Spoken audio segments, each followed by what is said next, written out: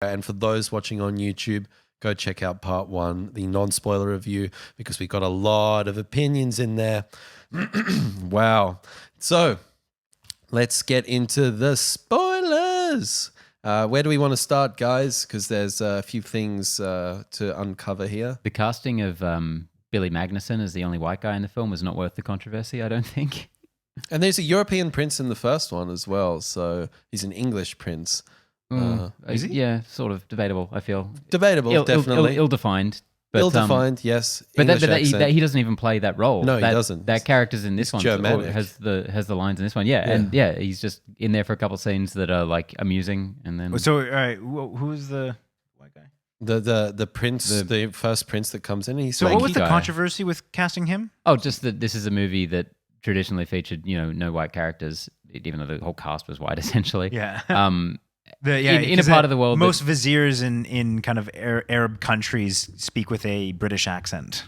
Californian in the case of Aladdin. Yeah. And they just cast like a white guy, and like it felt very shoehorning in. And I think it was around the time that they were doing the same thing with Mulan. So Yeah. Look, I actually I really enjoyed having him in there, and it was weird because I thought it was cool that this felt like it was part of the world. Like, they would have, embassies that would go beyond Arab or Indian or kind of North African countries. I like the references to other kingdoms. Yeah, it kind of expanded the scope of it. And so I think that, I have absolutely no qualms with him being in this. I thought he was a funny character. I quite enjoyed his inclusion. He was the first point in the movie where I felt kind of amused with the film. And I'm like, oh, finally something kind of funny's happening. The movie got a lot better at other points later on. Yeah. But that was the first kind of indication. And I like the way that he played that character. Like, it's just it's funny to me. Like, I thought,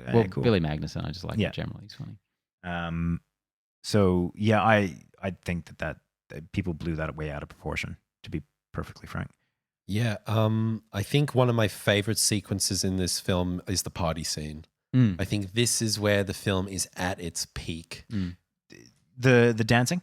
The dancing, the preamble to that, the sort of like them trying to figure out how is he going to get the girl. Well, so I think that really kicks off with his introduction to Jasmine after the Prince Ali song. That is the moment I talked about. Right as soon as that Prince Ali song ends and it's them presenting themselves to the Sultan and Jasmine. That's when it kicked in. That scene I thought was fucking hilarious. Yeah. So good. And I think it stayed at a pretty good quality for a while there, including that party. Yeah. And Mina Massoud is such a fucking good dancer, and I really enjoyed those parts of the film. It was just so much about that scene that worked for me, like the awkwardness between the characters, the way Genie was controlling Aladdin with it was Will the Smith dance. in hitch mode. He was, man, it was so good. And can I just once again shout out massive praise to Nassim Pedrad. It's fine. Yeah. The maiden? The maiden, yeah. I think that for me, she was probably one of my favorite characters in this entire film. I thought that she had that really kind of dry, bizarre, awkward dialogue that I absolutely loved. And she's got such good execution on that. The particular scene where Genie comes up to the door and they're having that, she keeps closing the door and looking at Jasmine. I just thought that worked so unbelievably well. And that's the style of humor that really wasn't present in the original. I think really worked in this one. I mean, that kind of awkward, normally I'm not one for awkward humor. It's just a personal preference. But I got a huge kick out of this one. Yeah, in the way that they used it. I was really impressed with her. I didn't really talk about this in the non-spoiler, but I thought there was like an action sequence missing from this film. Felt like somewhere between the initial sort of run around the city to where he gets the lamp and the final battle, there's something missing in there, isn't there? There should have been an action scene at the beginning when he's what is it called, 1 foot ahead or one step ahead? Yeah, that should have been an action scene. Right off the bat, we jump into the action pretty quickly. And that's kind of where the unease really started for me. Like that, watching him run around the city, it just felt awkward. And there was some really weird filmmaking choices there. Like it was clearly shot at half speed for some of that, and like sped up and like a very bizarre decision. Very odd. Guy Ritchie's direction was inconsistent. eclectic. Yeah, in this movie. Yeah, it didn't have a particular visual style that it adhered and then to. every now and then he'd throw in one of his really flary kind of moments, and there was a bit of slow motion here and there, but a lot of it was just kind of flat and standard. Which, I mean, that to my sensibilities is like, that's how you get me on board. I'm such a basic bitch when it comes to that style of you throw in some slow motion and some flashy camera work, and I'm like, oh, I'm there, I'm done. That's all I need. And it seemed really kind of weirdly put in this one though. Like it just kind of felt like, all right, either commit to it or don't. But it's like most of it was done by a second unit director or something. He'd come in every now and then. I'm so over that shot where like the character comes close up to frame, like the monkey is grabbing something and it goes to that slow-mo shot for a few seconds and then back and into normal speed. And I'm so over it. Really? I'm so fucking over it, I really enjoyed how they did that with him falling out of the window and going to crash into the water. I thought that I don't know why, but there's something about that, the way that scene was shot, that I was really impressed with. But it uses that technique. I just feel like that's been done 10, 15 years ago. Like, let's move on, people. We got bigger fish to fry. Talking about done 10, 15 years ago. That's Guy Ritchie, right? I mean, yeah. And I mean that this is a remake of a movie that was done well over 10 or 15 years ago. So I mean, bit of a weird point to make in that sense. Very true. But yeah, I'm just kind of over that shit. Anyway, like I said, basic bitch. I'll go for that all day long.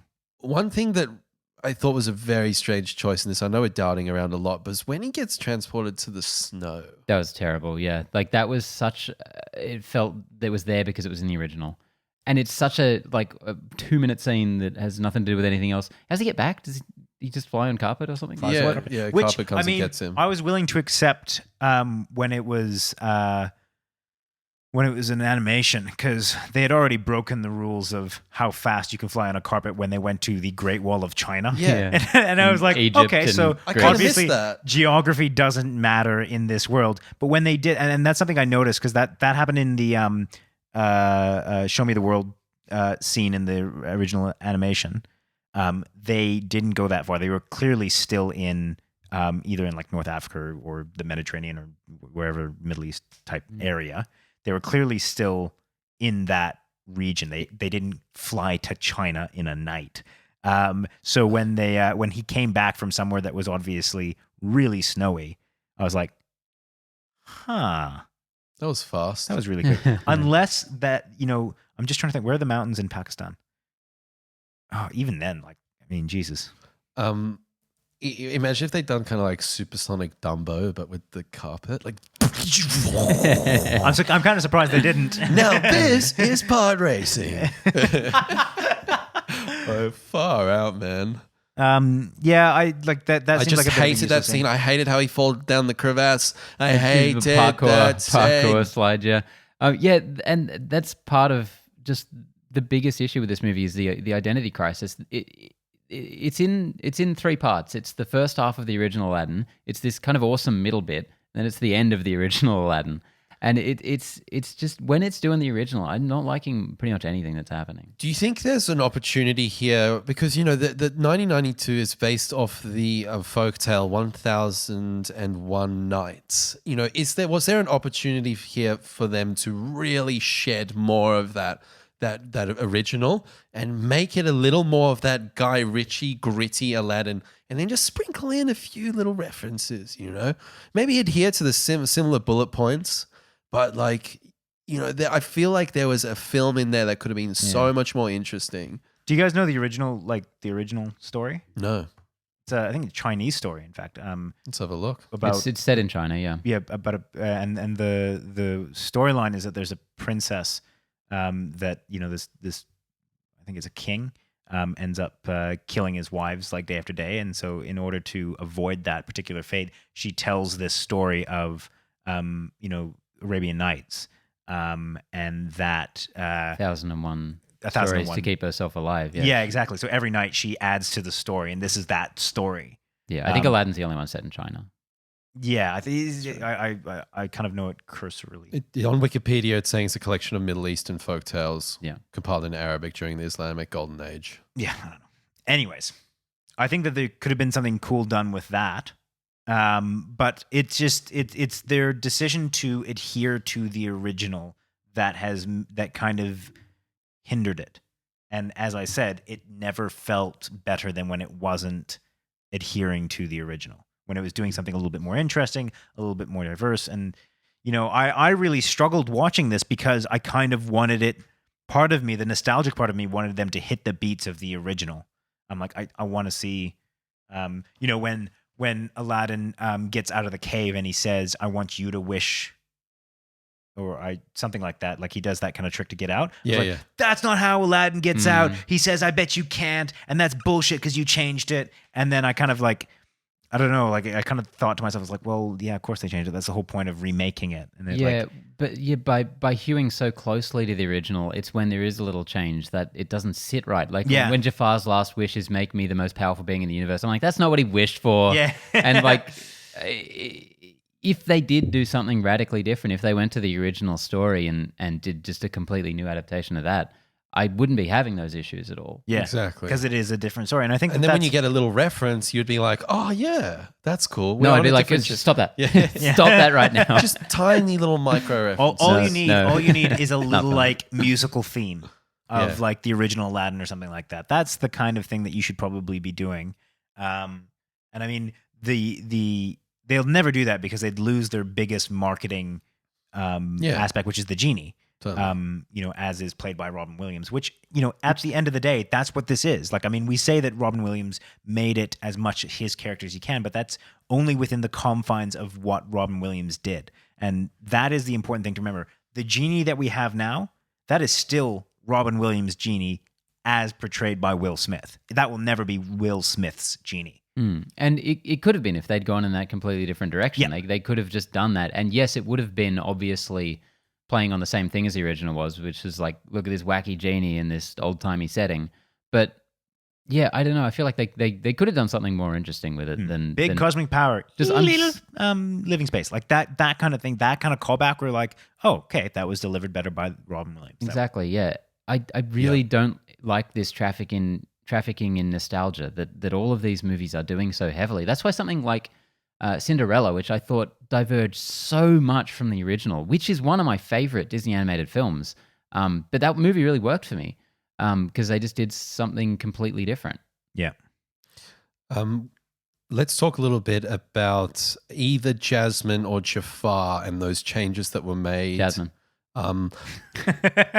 So I love Speechless. I don't know why you guys didn't like it. I thought that was a really cool song. It felt like a pop song. It sounded like a pop song. Yeah, it sounded like a modern pop song. It didn't sound a piece with the original music in the film. And I know a lot of that could easily be, we know these original songs.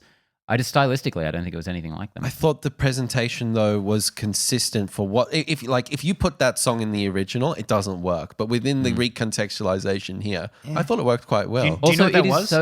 That was someone saying, "Kids love Frozen.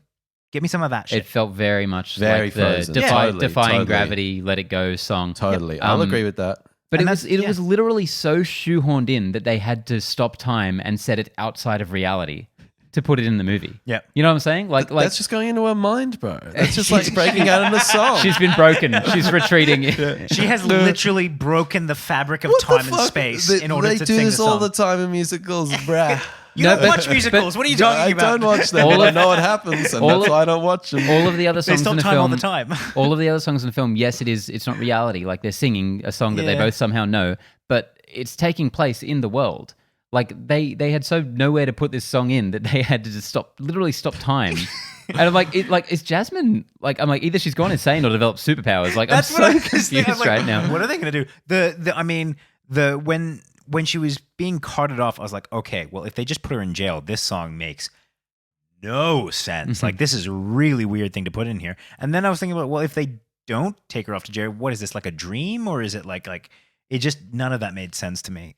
I also thought it was such a fucking dumb plot point of like Hakeem when Jafar's like, I'm the Sultan now. Even though he just saw him make the wish, he's like, it's like, you made a wish. Like, I don't actually have to go over to your side. And then they undid it straight away. So I was like, okay. They made Hakeem kind of interesting. Yeah. But at the time I was like, Hakeem, come on, man. Come on, really? bro. He's like, he's got the hat. Yeah, but that was my thing. I was like, he just like, why is it her speech that like brings him back. Like he just literally is.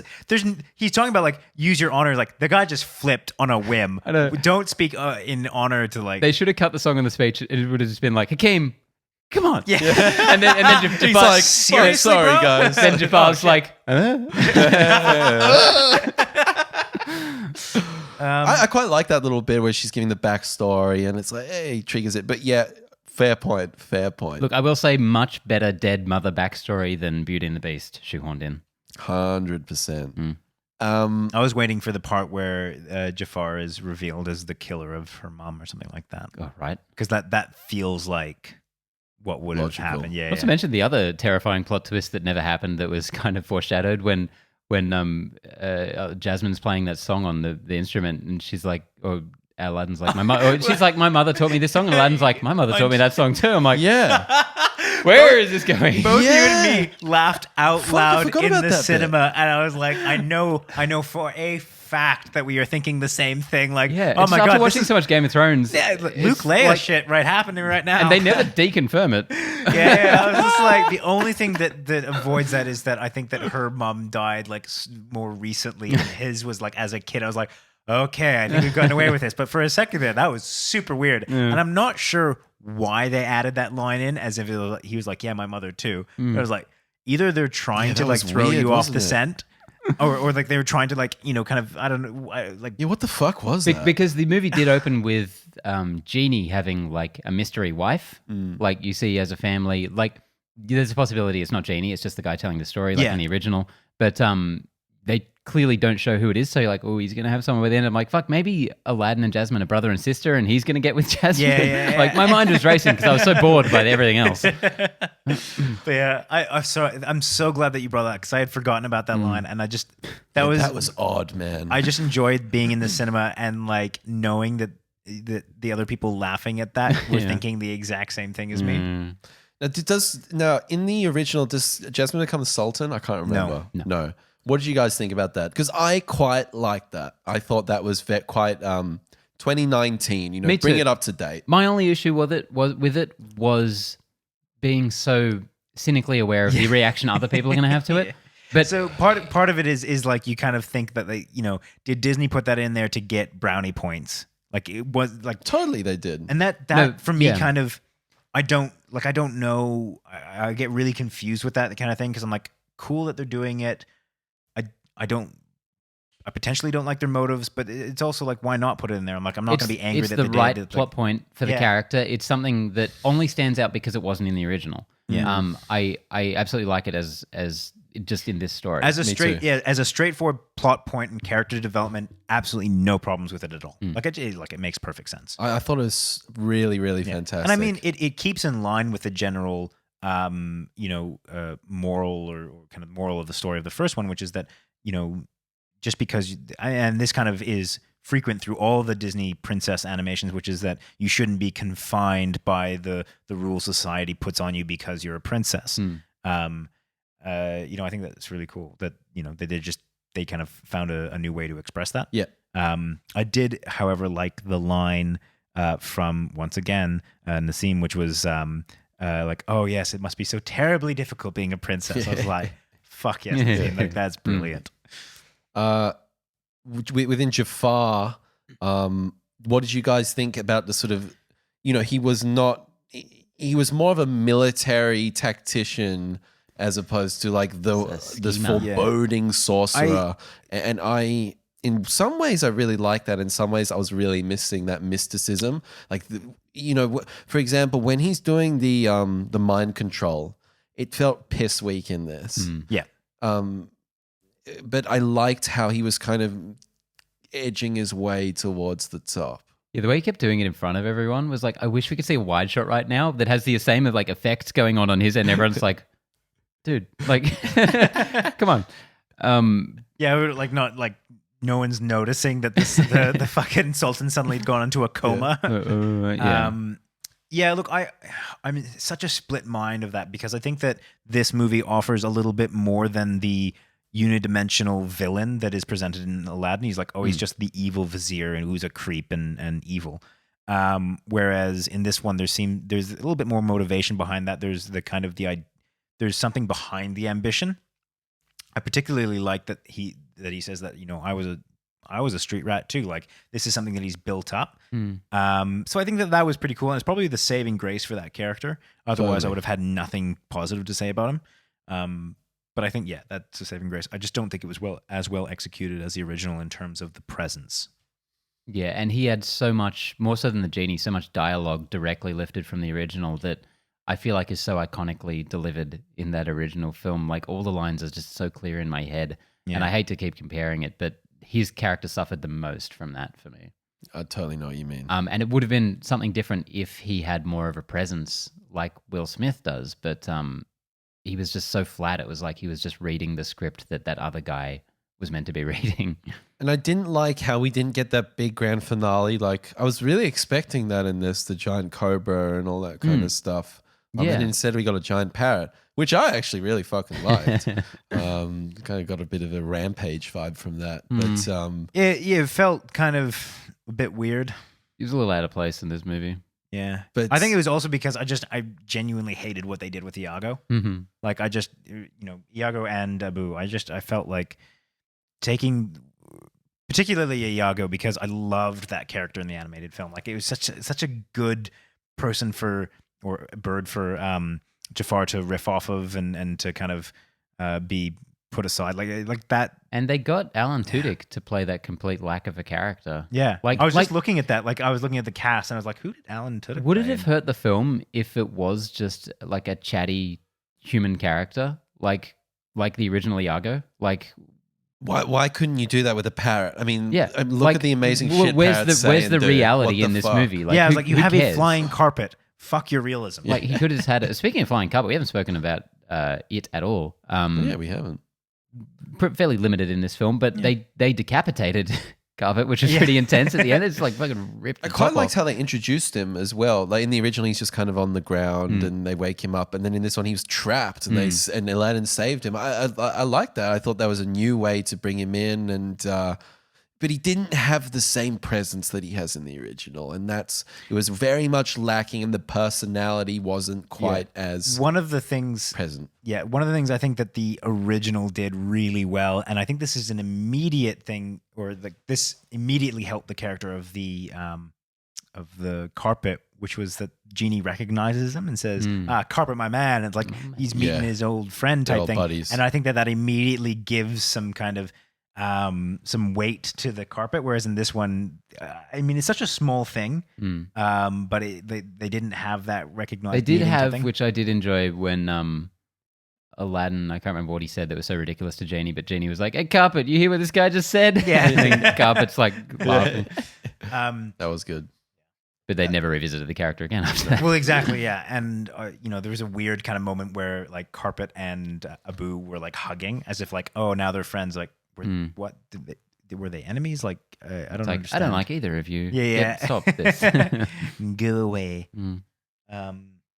Anything else that springs to mind in terms of... Lackluster final sequence. Really thought that was going to kind of keep evolving, and then it just kind of ended, and he was in the lamp, and Jafar was in the lamp, and it's like, oh, that's the end of that movie. I thought it really didn't wrap up well, and... felt a bit rushed at the end there, didn't it? At least, I liked Jasmine's arc, so that wrapped up that narrative, but that chunk and that sequence there could have been a lot more impactful, I think. Yeah, he doesn't really do much with all this power he has. Again, not bringing much presence to it. It gets to the end. Make me the most powerful sorcerer. And what does he do? He blows up a parrot for about 90 seconds. Yeah. I mean, I needed... let's go a bit further than that. Come on, man. Yeah. Something that we haven't talked about, which is the actual Sultan. Which is odd because I really like the Sultan in the original. He's so cute. Yeah, there's something so absolutely adorably lovable about that character. Just want to squish him. This one, I thought the Sultan was really well done. Different kind of character. Very different, which means that I was kind of okay with that. Was that a bomb or was that a probably thunder, actually? But I mean, maybe it is a bomb. We'll never know. Search his phone. I like how that's where in Radwick there's bombs. And the feed just cuts out. This is the end of our podcast. asshole podcaster That predicts was his the own death. podcast strikes back. We finally go viral. But also, seriously, is that no? Actually, it might not be thunder because there's no rain forecast. Yeah, I see no rain. Uh-oh. So that's been our Aladdin review. We gotta upload. Let's get this final one in. Yeah, I think I'm pretty much done here. Yeah, nothing that I can really think about. I mean, again, I feel like I've been fairly negative and on this. I want to reiterate that I came out of this feeling good and like, there's a lot to this that was really enjoyable and I think we talk a little bit more about that in the non-spoiler than we do in the actual spoiler mission. I mean, before we sign off, is there anything that you can think of to say positively about this film that might give people a little bit more of a... I'm interested that I came out the most positive. Yeah. Shocked. And I'm kind of worried as well. Yeah. But if you like Lion King as well, we're in trouble. We're gonna have I'm words. so fucking worried. If I like the Lion King... You loved Jungle Book, didn't you, initially? I liked Jungle at the time? Book. I thought it was good. At the time, I thought you really came out very strong on that one. No, I never loved it. I've never loved any of these, but I liked Apart Beauty and from the Aladdin. Beast. I liked Oh, that's the one, actually. Beauty and the Beauty Beast, and the Beast. wasn't it? Yeah, I was quite positive on that. Yeah. I think that You was... did a little mini review. Yeah, on we here. did. Check it Yeah, out. yeah. That was Yeah, like or one of our don't. second. It's like our first or second review. Mm. Yeah, I think I was getting my review chops up. So Okay. give me a break there. All right. No, I'm not like criticizing you for flip flopping. It's just it's interesting how especially with these kind of big poppy Disney ones, like they're very good at kind of making you like it more than you eventually will. Yeah, that initial nostalgia kick. Mm.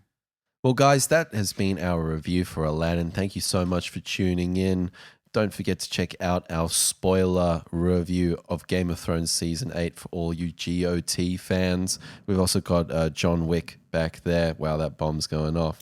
John Wick 3, Pokemon. We've got heaps stuff coming up. Dark Phoenix, Toy Story 4. Hit that subscribe button. There's plenty of juicy movie content on the way. Well, guys, we'll be back next week for something amazing. I say this every week. I say something amazing. I don't look up what we're going to review next week. And I'm not going to look it up. So Refuse. we'll be there. It's going to be great. See you then, Connor. Bye. See you then, Benny. Bye, everyone.